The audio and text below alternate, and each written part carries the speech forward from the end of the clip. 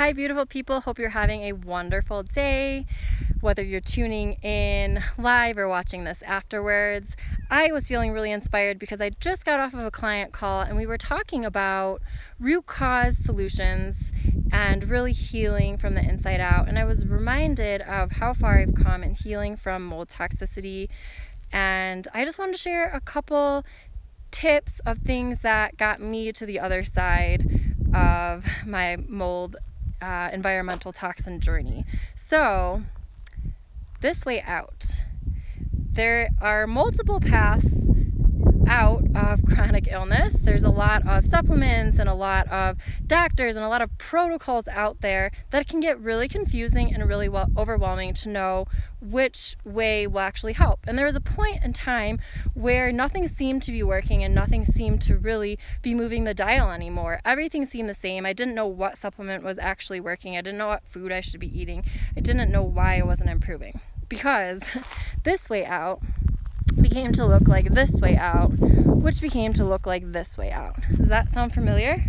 So really, there's 3 easy steps that I want to break down. Number 1 is removing yourself from toxic environments and toxin exposures. So for me, a really big part to healing was getting out of a water damaged building that I was living in because I was being exposed to mold and mycotoxins and endotoxins and all of the things that come with a water damaged building were making me sick. So number 1, getting myself out of that environment and also removing a lot of my belongings and cleaning things so that I wasn't bringing that contamination with me. Another big source of exposure for me was my mercury fillings.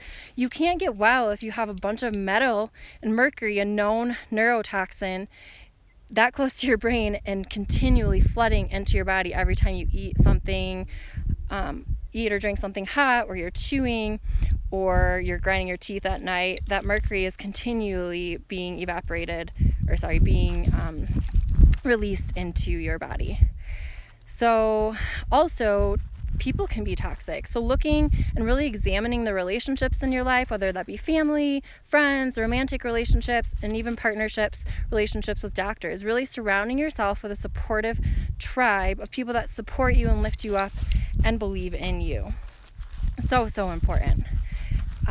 And also really looking at what you're putting in and on your body. So are the skincare products that you're using and the laundry detergent and the dish soap, are they clean products or are they adding to your overall toxic burden? Number 2, really believing in yourself and believing that you have the ability to heal. That actually might even come or be equal to number 1. You have to have the right mindset and really believe that you can heal and know that your body is strong enough and has the innate ability to really self-heal and regenerate if it's given the right tools and environment to do so. I have found meditation and certain practices like Joe Dispenza and Abraham Hicks and prayer and really the belief in my own body, but also a higher power to really facilitate the healing process, especially in difficult times when things got hard. And number 3, healing with food as medicine. Looking at the food that we put in our body is so important to healing. Herbs and fruit and vegetables and all the alkaline things to move our body out of an acidic state. So viruses, mold, bacteria, all of these things add to acidity in our body. Dairy, gluten, soy, processed sugars, eggs, all of these things are acidic forming and mucus forming in our body. And we can really start to move the dial if we start to alkalize and give our body the nutrition that it needs to heal. So I primarily follow a plant-based diet and have really dialed in with regenerative nutrients. It's really important to look at the quality of our soil because the regeneratively grown foods are going to have way more nutrients in the soil, which is going to directly impact our own microbiome, which is going to impact our own health. And if we can nourish and hydrate our bodies at a cellular level, we can start to vibrate out these toxins, both emotional and physical, to really start to dial in with true healing.